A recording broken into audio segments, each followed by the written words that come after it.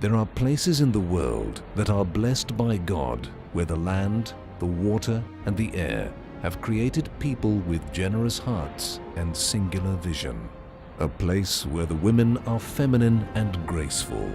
The name of this land is the United Arab Emirates. It is one of the most quickly developing countries in the world. This is a country that protects its culture and its people. Women here are beautiful and wise. They are successful and courageous to live the life they choose while they respect the role of men in their society. Their traditional role of taking care of their families has not been affected.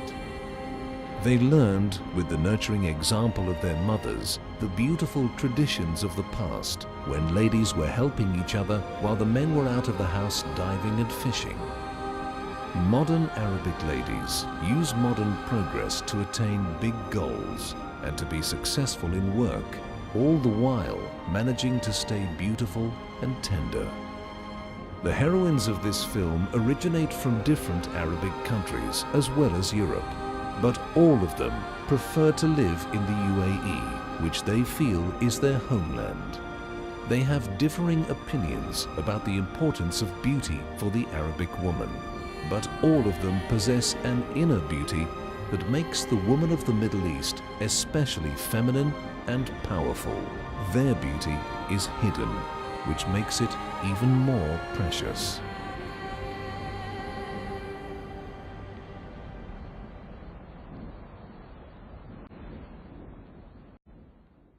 Always the man, he will use his muscles to do the things.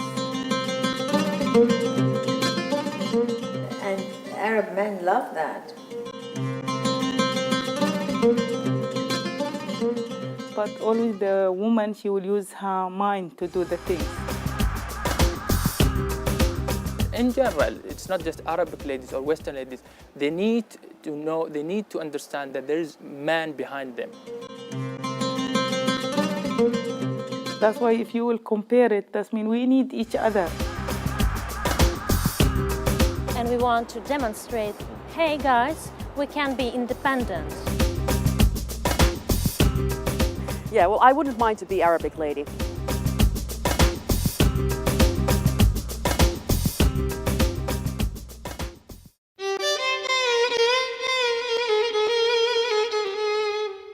Jamila is one of the most inspiring women in the Arab world because there are no limits to what you can do when you are saving people. She is working with 400 men, being the only woman on the team.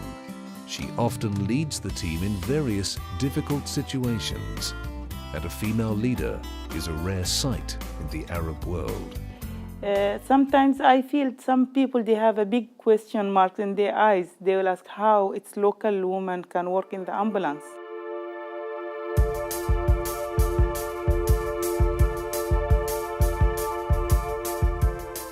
And I can work with them same like they are my brothers or my sons or my fathers. We become one team. Other women gossip around, wondering what Jamila does among so many men, not being used to seeing situations like this. But there is nothing to envy, because her job is very dangerous and requires a lot of courage. In 2002, there was a terrible accident in which a building collapsed and one man was trapped in its ruins. Half of his body was under the building's concrete. All of them men except me. I am only the woman at that time in the rescue team. And they told me he's already under the cement and all the metals and cement up to him. And just his face is out. Just half of his body is under the cement. And really it was, very strong. You cannot pull him. Then we said no, because it was like a challenge between me and everybody who was there. Everybody asked Jamila to leave the man, as there was no chance for him to survive, and everyone asked her not to waste time, but she felt she needed to stay with him. I said, no, this is my patient and I will be with him. And really I stayed with him, even I put the IV while he's still under the cement. and I stay with him for 3 or 4 hours. Those were the longest 4 hours in Jamila's life. Because he was really crying, he was in pain, and I can feel that when he hold my hand, how he's squeezing my hand. And always I will remember him just to pray to God, to ask God to help him, and we was talking. I try to bring for him some stories, and I try to make him, just trying to take him away a little bit from the pain. It was Jamila who saved him in the end. She was praying to God, hoping that a miracle would happen. She then took him to the hospital, and thanks to God, he survived. After 2 or 3 years, we met in Sharjah Souk, and I doesn't know him. But I found myself, somebody's calling me, sister, I shocked. I said, who's calling me here? Then when I stand, that there is one guy with Pakistani dress. He came to me and he said, I appreciate what you did and thank you very much. You saved my life.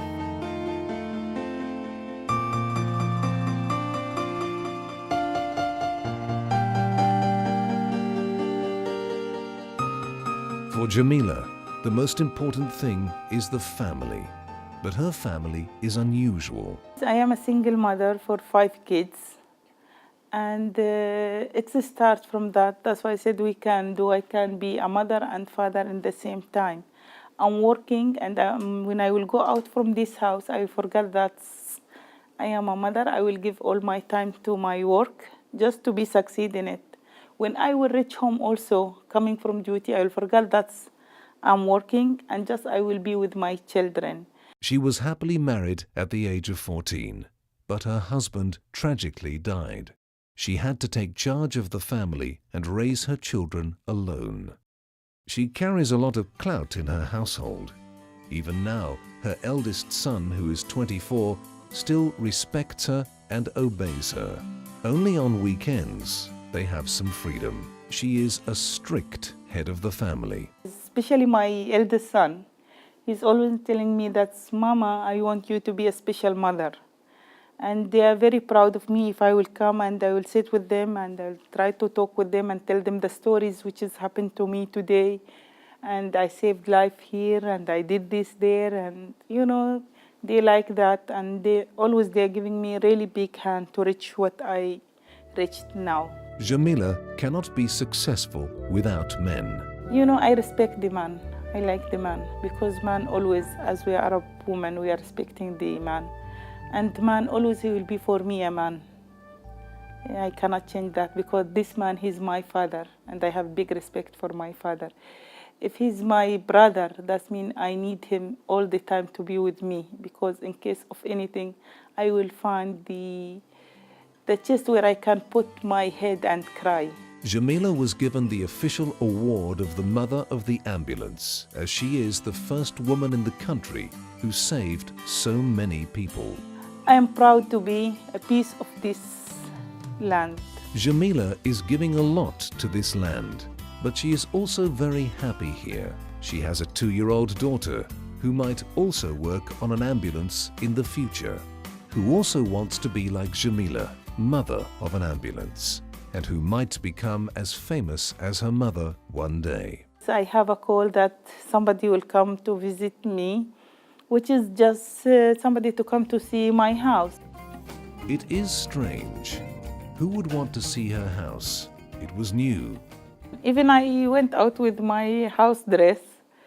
When I went out, it's not anyone. It's Sheikh Mohammed. The ruler of Dubai, His Highness Sheikh Mohammed, came to thank her. Really, my brain was shut down more than 10 seconds just to tolerate what I'm seeing.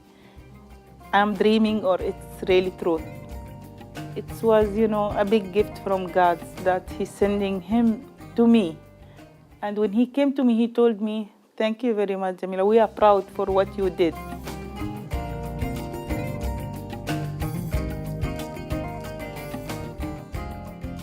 But it's happened really. He came himself in front of my door just to say that he's proud of me. And I cannot forget this word, because he told me, I'm proud of you, Dubai is proud of you, UAE is proud of you.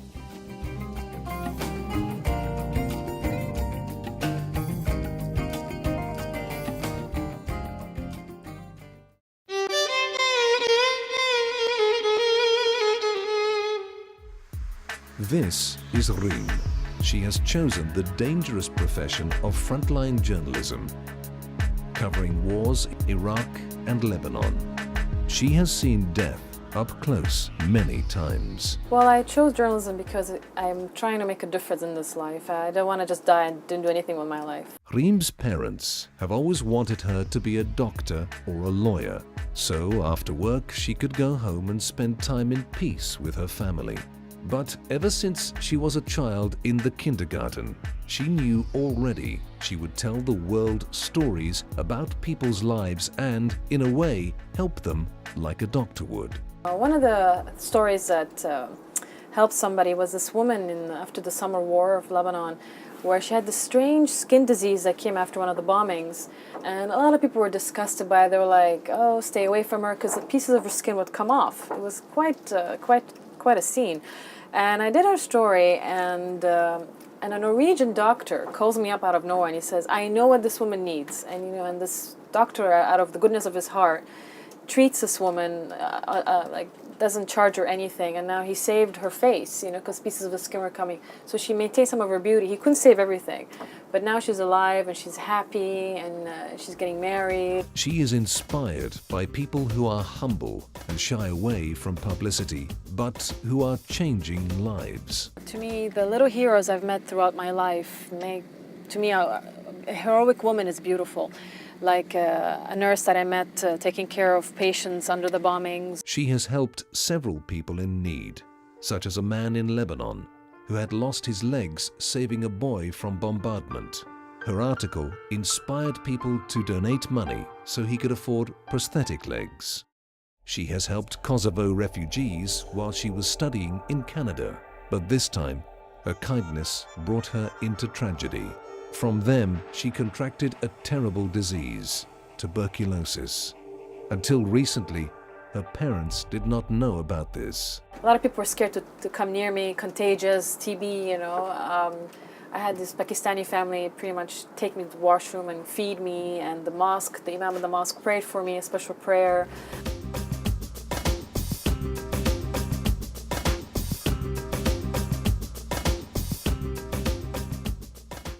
Reem is not from a typical Arabic family.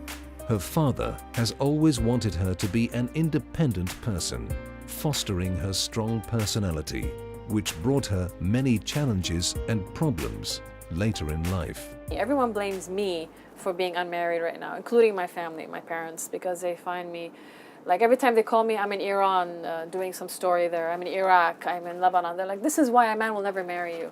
You're all over the place, you always run. Sit, look sexy, a man will come to you.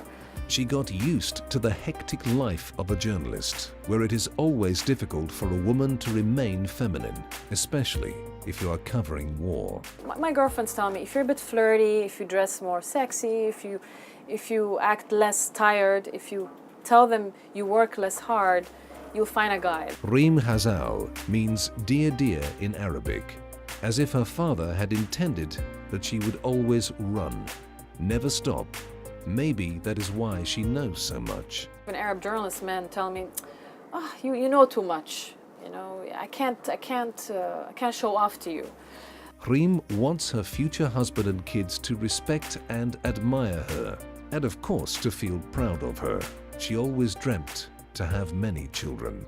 And then one day you can show your child, this is what your mom did. Your mother's not just this loser, Like, with me, I love the fact I have all these pictures to show my kid one day. Yes, that's your mother in Iraq with the Polish army. And yes, that's your mother in Yemen, I want my child to go, oh, that's great, Mom, and feel proud and not feel, oh, Mom doesn't know anything.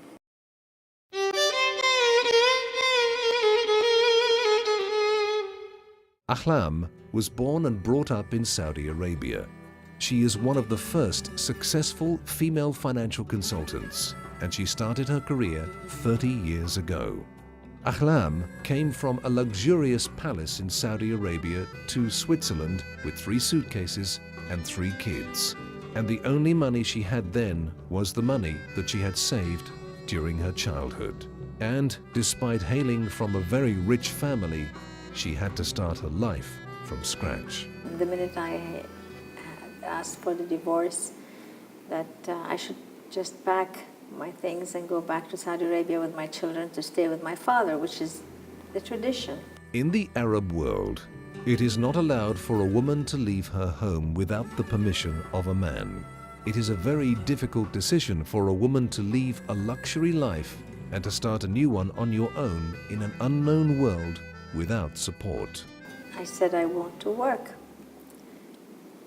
That was like a big revolution in the family. So everybody, my eldest brother, my parents, no, you're not going to work. There's no ladies that work in this family. So finally, they offered, well, how much do you need? And we just give it to you, you know. So I said, no, I want to become independent. Ahlam's family could not believe she would survive without their money and support. They were sure that she would return back sooner or later for help. First of all, when she is born, she's the daughter of so-and-so, Mr. So-and-so. When she's older and she marries, she's the wife of so-and-so. And then she has children, she's the mother of so-and-so. Ahlam has inherited from her grandmother an interest in unusual things. Not toys and cartoons like all other girls of her age, but mathematics and painting. The family was surprised.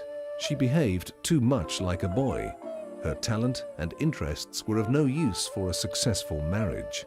Since I was a little girl, I was always fighting to get something that, for example, for education, to go to university was a big struggle for me, because in my culture it was a girl is not supposed to go to university. So finally, I convinced my family that I'm worth going to university and I will go at any cost.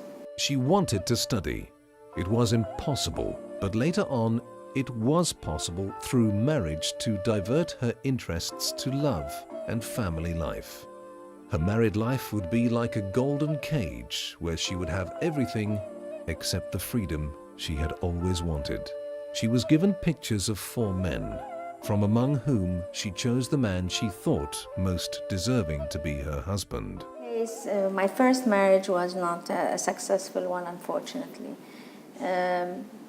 When we did actually start doing business together, because it was very good, but the minute he succeeded and he didn't need my help, I was told to sit home and do nothing. So it was like a big shock for me. She had 3 children. The youngest daughter was 2 months and was born mentally underdeveloped. Ahlam's husband disappeared when he found out about their misfortune. There were no chances to help the baby in the country. That is why she decided to go to Europe to find help for her there. Ahlam was working hard to get money for her children, to become successful, and only seeing the children at night when they were sleeping. In 1992, I had the children were older and I was able to be more relaxed about it. I had made my successes also in business. So I decided that's when I want to go back into the passion that I have. And so I just started painting on my own.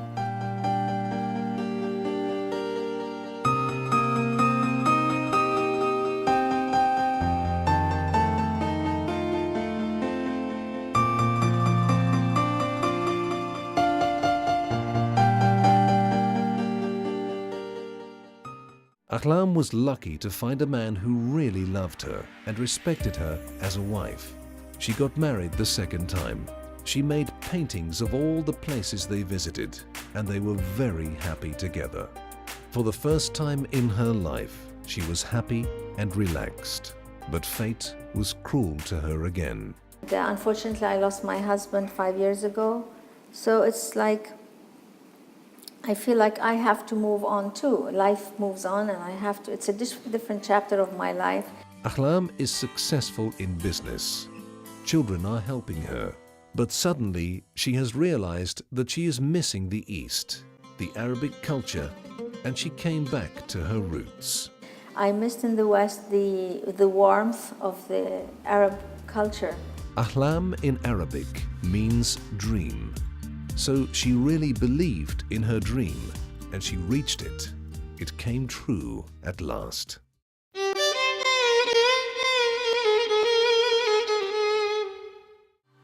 Johanna is a businesswoman from cold Finland. She is dreaming about a woman's simple happiness. Before, her main goal in life was to attain freedom. And now, she feels her dream was a false one. Yeah, I came to this part of the world because I want to experience something different. You know, also like you can get tired of the freedom. You know, you can get tired of the role of, you know, hard-working women's role. Johanna traveled around the world, searching for success and freedom. But now she dreams of finding a strong man who will be close to her and take care of her. Yeah, I prefer to have an Arabic husband, you know, compared to European, because Arabic men, they are like more masculine, they're stronger, and there's something special about them. The East and the West are always arguing about who should be the leader in the family, the man or the woman. A woman may become a leader in Europe, but as soon as she becomes one, she starts missing the strong man next to her. Arabic men, they're strong and they take charge, you know. They're like responsible, and they are like leaders in the family, which doesn't happen in Europe. You know, in many European countries, the woman has to be the boss in the family, and a lot of women, they do enjoy that role, but also it's you know, can be very stressful. Arabic women are like pearls, always protected. That is why they have the luxury to be weak if they like. But here it's like, you know, like the families, they want to protect their daughters, you know, and all the female family members, the daughters, sisters, and they want to, you know, they just want to take care of them.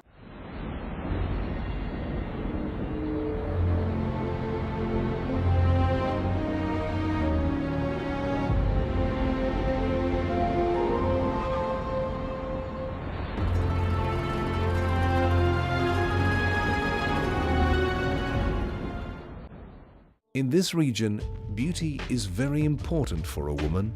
It is her treasure. Maybe this goes back to the old-time harems, where several wives were competing for the attention of their one husband. The ideal wife for Arabic man should be beautiful.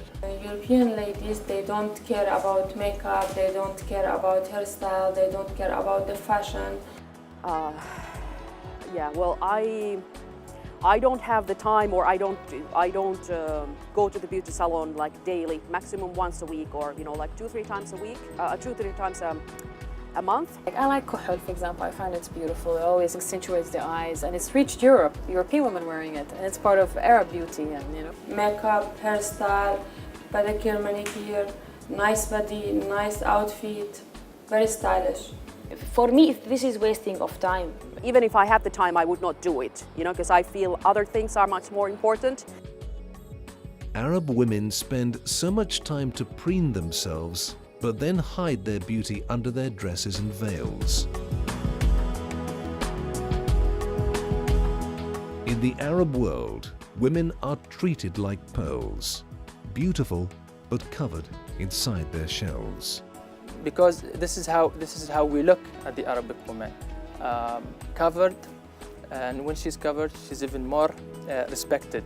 For me, the abaya is like a shield or a cover, a very graceful cover that covers me and protects me from predators, and not predators, like other people.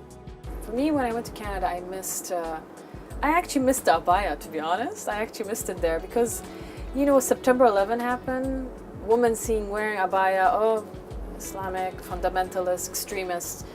In this modern world, beauty is not enough for Arabic ladies. They also need power.